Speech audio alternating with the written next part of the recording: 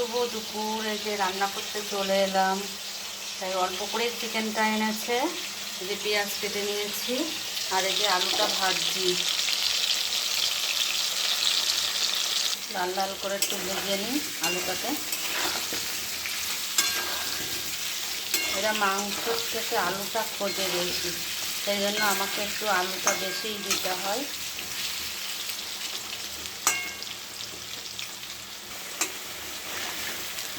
আর একটু ভাজা হবে।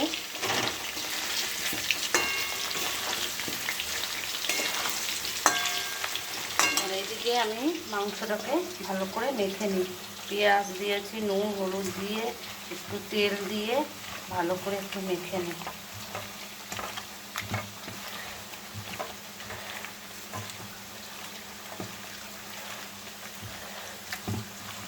একটু সময় করে মেখে রাখলে না ভালো হয়, কিন্তু আমাদের যা সময়ের অভাব, ওইটুকুনিও সময় নেই।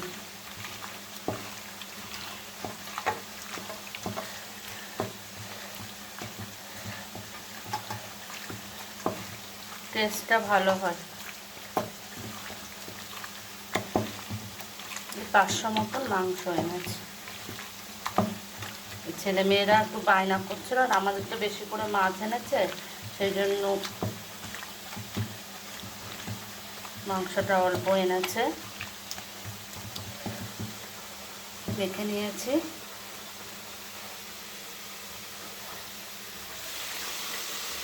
যে আলুটা ভাজা হয়ে গেছে, এবার তুলে নেব।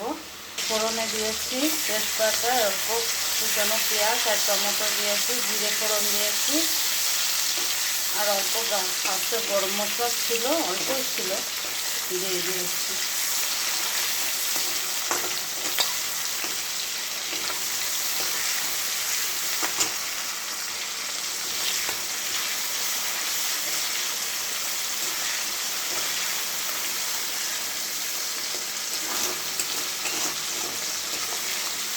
আজকে একটু ব্যাংকে গিয়েছিলাম, তাই অনেক দেরি হয়ে গেছে রান্নাঘরে আসতে।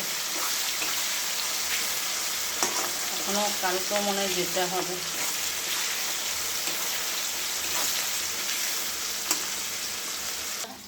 মাংসটা দিয়ে দেব।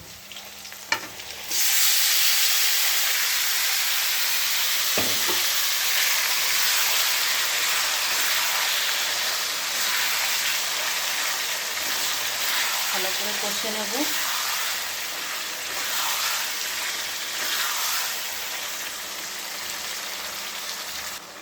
ভালো করে এখন কষে নেব। গরম যা পড়েছে না, মাঝে মাঝে ভাবি যে একটু মুখ দেখিয়ে রান্নাটা করছি দেখাই, যা মুখের অবস্থা হয় বাবা, দেখানো যায় না।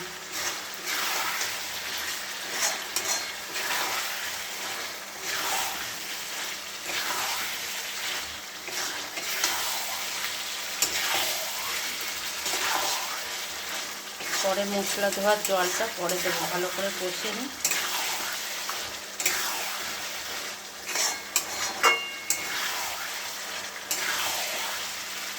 সকাল সকাল রান্না করলেও সেই একই, ঘেমে যাব। বেলায় রান্না করলেও সেই একই। গরম আর বৃষ্টি হলে যতক্ষণ ঠান্ডা, তারপরে আবার দিয়েছে। এই যে মাংসের আলু ভেজে নিয়েছি লাল লাল করে।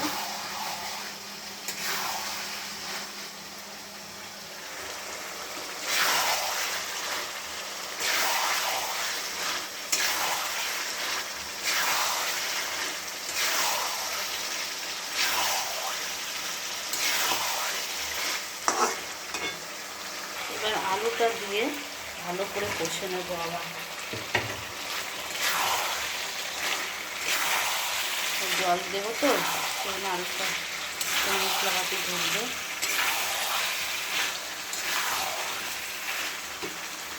মশলার বাটি ধোয়া জলটা আবার দিয়ে দেবো। কালারটা সেই হয়েছে।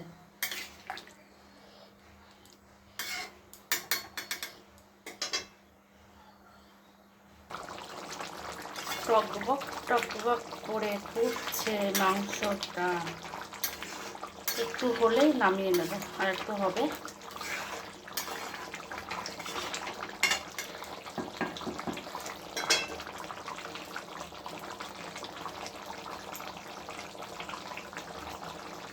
এবার গরম মশলাটা দিয়ে দিই, হয়ে গেছে।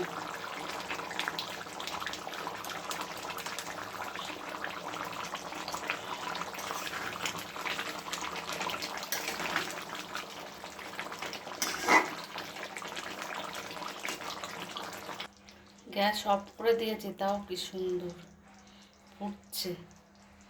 এবার নামিয়ে নিই। হয়ে গেছে মাংসটা, খুব সুন্দর হয়েছে। এই পর্যন্তই থাকলো, সবাই ভালো থেকো, টাটা।